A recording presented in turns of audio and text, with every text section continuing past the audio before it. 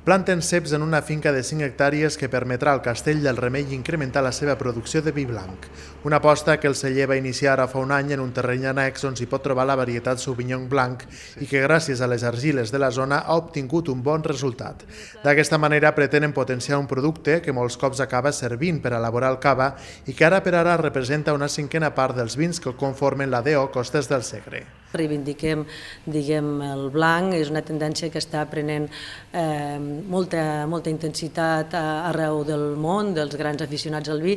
En condicions iguals és més difícil elaborar un blanc que un vi negre i hi ha blancs excepcionals en el sector. La intenció és la de seguir la tendència general d'elaborar vins més suaus, amb l'objectiu que el consumidor opti per beure'ls també fora dels àpats. Anem a buscar vins lleugers,